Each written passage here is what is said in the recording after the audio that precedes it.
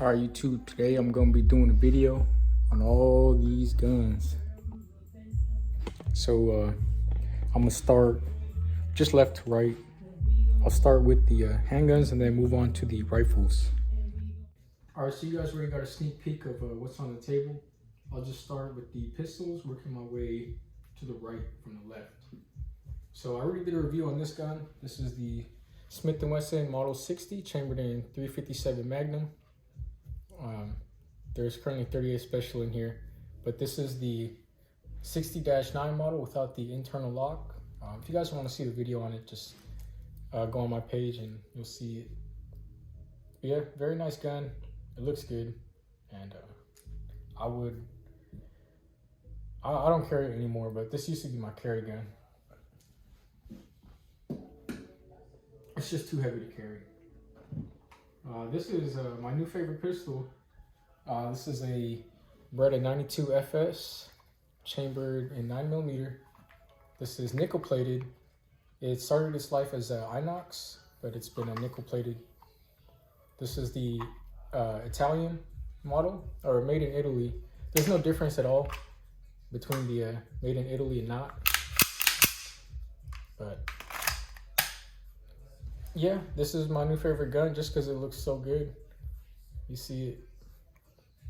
You'll probably see scratches on the camera, but yeah, it's been a nickel plated. I love it. It's just so, it looks so good.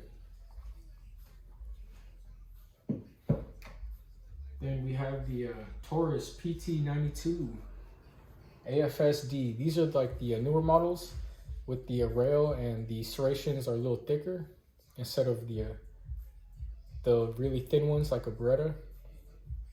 I prefer the older ones. I really wanted one, so I got this one. I settled. You should never settle when it comes to guns, but I settled for this one. These ones come with 17-round magazine standard. Decocked as well. It has a decocker and safety. So the cool thing about these ones is you can keep them cocked and locked like a 1911. So, you know, you have that single action trigger pull to begin with, instead of the Berettas where if you put it on safety, it'll decock it, and then your first trigger pull will have to be single action. But yeah, Taurus PT92. Yeah, it's a really nice gun.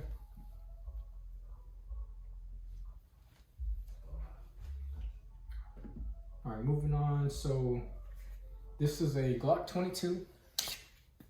This is chambered in 40 Smith & Wesson. This was actually a police trade-in. So I got them on Gunbroker. I actually have two of them. Other one's right here. So I got twins. But the cool thing about these police trade-ins is that most police trade-ins will have night sights already installed on them. So yeah, these are Gen 4 Glocks, both in 40 Smith & Wesson, and for the price you really can't go wrong. They're between $300 to $400. Maybe you can even find one cheaper. But yeah, can't go wrong with these ones. I've always wanted a full-size Glock, so that's why I got them. This is a Springfield Armory XD9. These guns, if you've seen my review on the XD45, I love these guns. They're very they're tools, you know. That's all that's what they're made for. The trigger is out the factory is very, very soft. It's like a pillow. But yeah, I feel like these triggers out the box are better than the Glocks. That's just my opinion. I just like the feel of the trigger more on these XDs. But this one's been pretty beat up. You can see it's got a bunch of wear on it, but I like the look of wear on guns, honestly. But yeah, it runs, you know, these guns run, and they're not expensive either. This is a Glock 19. This was the very first Glock that I purchased. I do have the blue laser on it. It has a flashlight too, and also a green laser.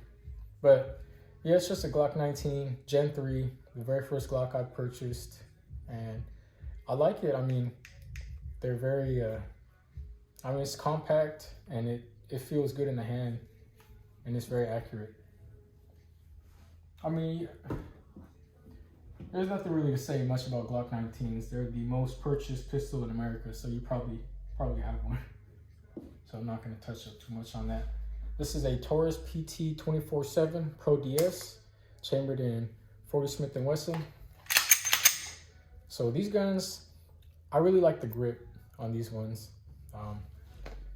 Like it feels really good. It's very ergonomic. It just fits like a glove, literally like a glove. It feels so good in the hand.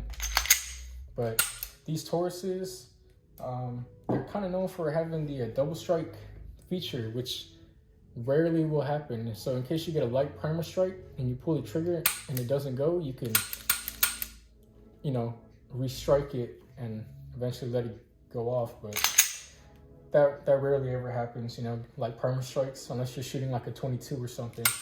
But yeah, Taurus PT 24/7. I don't even think they make these anymore, but if you can find one, they're nice. They're really nice, and they look good too. All right, guys, I actually forgot a gun. You'll see when I skip to the video, it's sitting right here. I move on to the other gun. But this is the Taurus G2C. This is one of the cheapest guns you could get that's very reliable. So the trigger on it, you'll see people complain about the trigger, and it's because it's really, really long, a lot of take up. Right there is the wall, and then it breaks. It's very smooth. It's just so much take up. This is the most take up I've ever seen.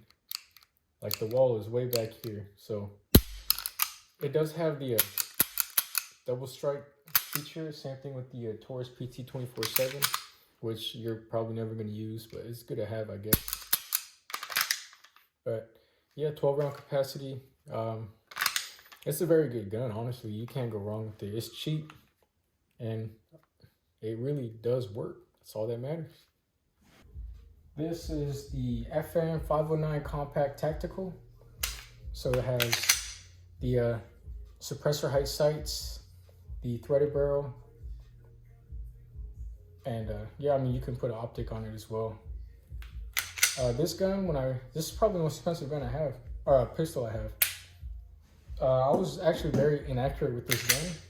Just the trigger pull was like, I guess it was just too hard for me. I was just not accurate with it. So I changed out the trigger springs with the M-Carbo springs. You'll see me talk about M-Carbo in a few of my videos, but I would highly recommend them. They make very good stuff, very good products. But now it's like a 3-pound trigger pull, and it shoots so well. But yeah, I wish it was chambered in 45 ACP though, because you see it's a very bulky gun. Also, it's got nice sights too, but it's very bulky, and it looks like it would be a 45, but it's really a 9mm. It's not a bad thing. I mean, it doesn't kick as much because it's so heavy, but like I said, if it was a 45, if they made a 45 version, I'd be pretty happy, but you can't go wrong with the 9mm. 12 round capacity standard. This was my very first gun, the CZ75 P01. I already did a review on this one too, if you want to check that out, if you haven't already. But yeah, these guns, very solid guns. You really can't go wrong with these guns. For the price that you pay, I think they're worth it. Because, I mean, finding hammer-fired guns nowadays, I mean, most companies are making polymer striker-fired guns.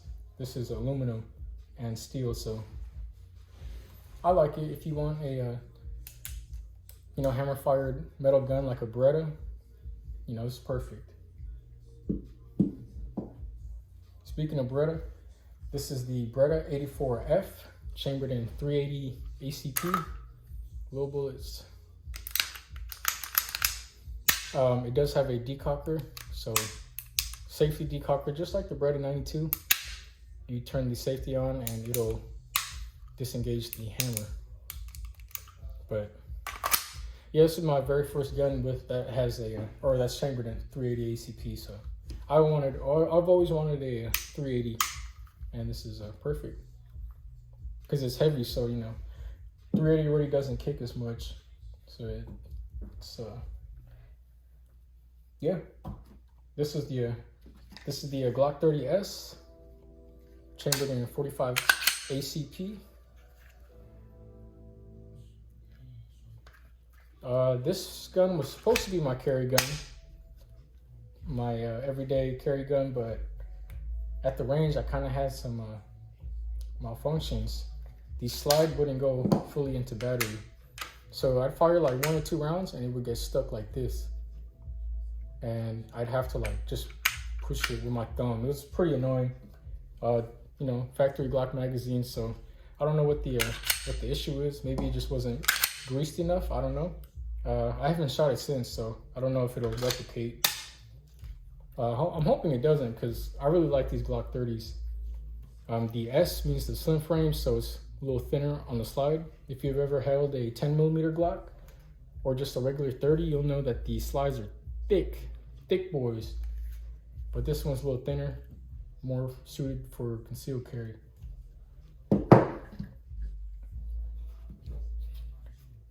This is the Kahr CM9.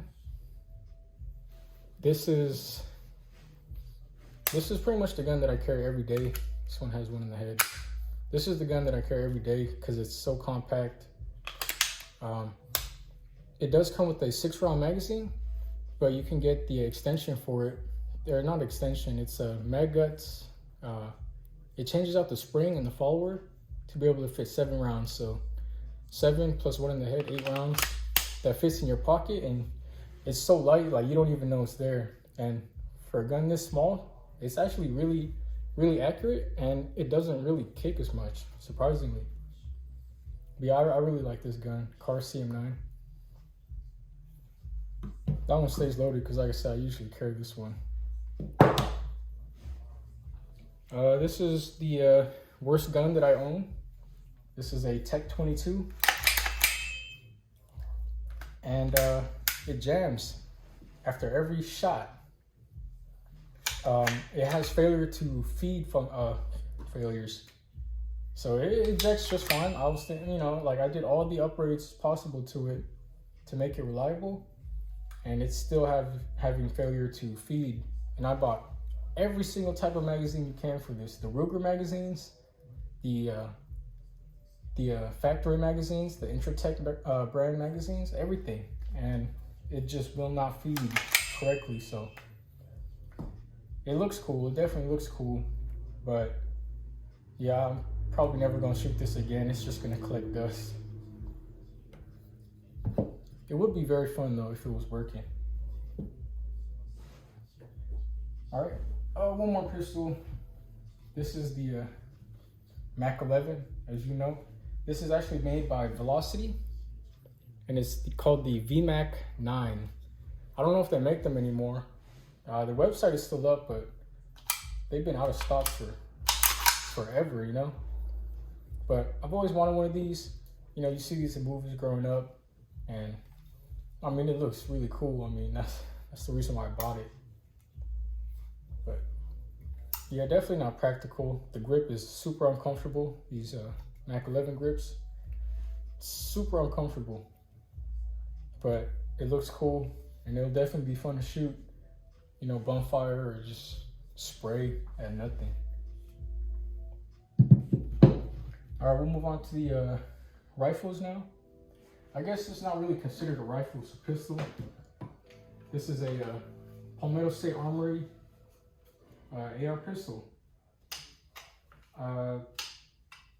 It's like 500 bucks. You really can't go wrong with these. Palmetto State Armory. Solid guns. I'll probably do a review on this separate.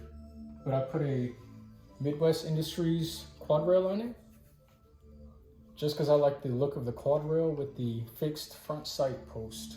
And it comes with the carry handle and the brace. But yeah, you can't go wrong with Palmetto State Armory AR-15s.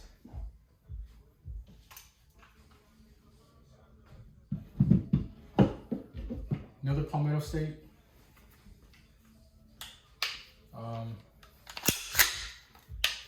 Yeah, I have the EOTech EXPS2, standard holographic sight. They turn on. Yeah, just standard holographic sight. And then a Surefire mini scout light on it. And the I have a little hand stop here, and so when I grip it, it's like perfect for me to have my thumb on the light. So yeah, UTG flip up sights.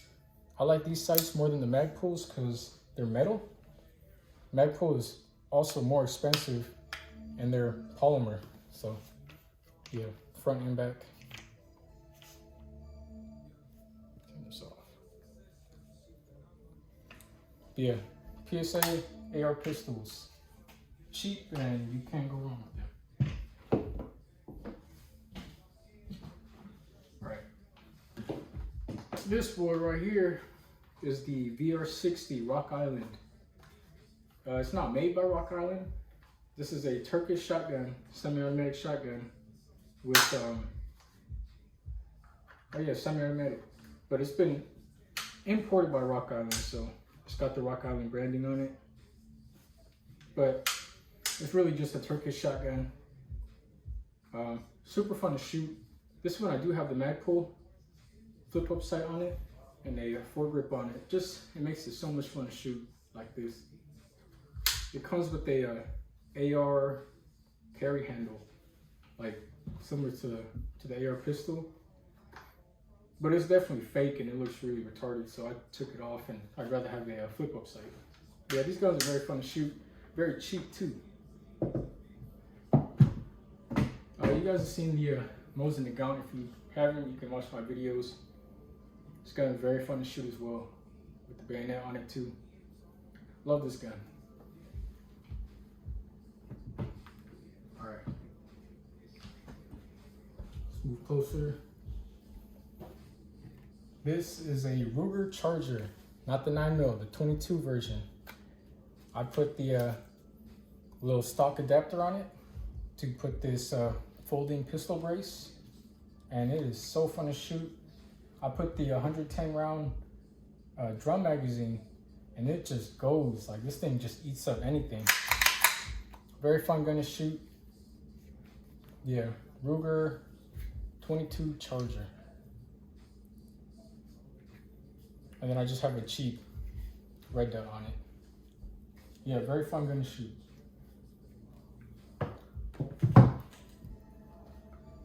All right, it's the Keltec Sub2000. I also have a video on this one. If you guys haven't seen it yet, these guns are great. Love these guns. So accurate and just very fun to shoot at the range, especially if you put a laser on it. Like, it's just great, honestly.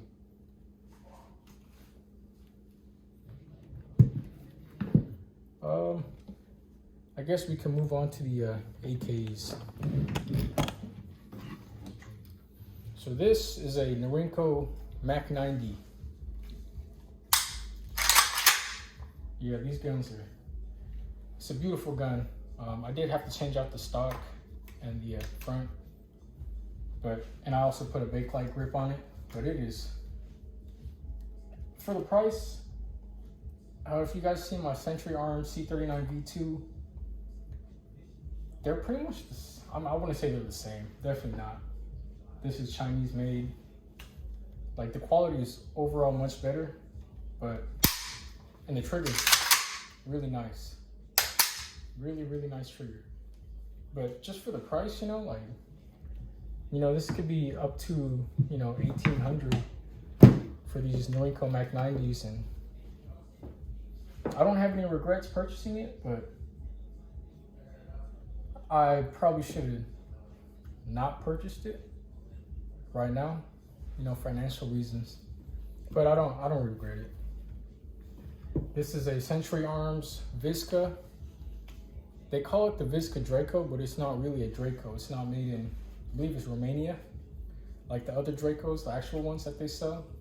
It's a Vska, so it's American made, but these ones, solid guns too, honestly. Trigger is really nice, very soft,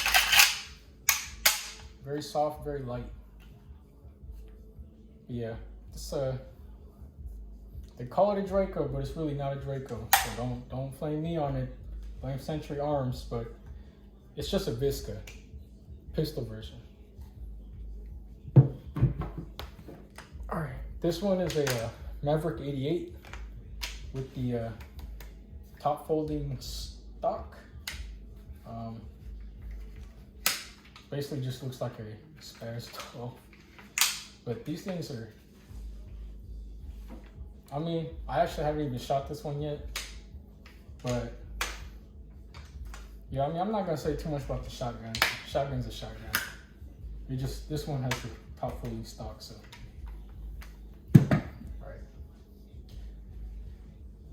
And then for the last two, these two shotguns right here, these are Turkish shotguns. I got them for like $100 each, actually. Gunbroker. These are basically the shotguns that you see at like any sporting goods store, except these just don't have the brands on them. Like the Dickinson Escort, I believe that's one of them. Like that's a Turkish shotgun. And yeah, I mean, you can't go wrong with these shotguns. So if you're thinking about getting a shotgun from a sporting goods store,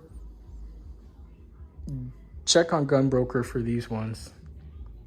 If you guys want, I can put a link, because $100 for a shotgun, you know, you can go to a sporting goods store and spend $350 for the same one, you know, just with the name brand. These just don't have brands on them. But yeah, that's my collection. I mean, if you guys have any questions, comments, just let me know. Thanks for watching.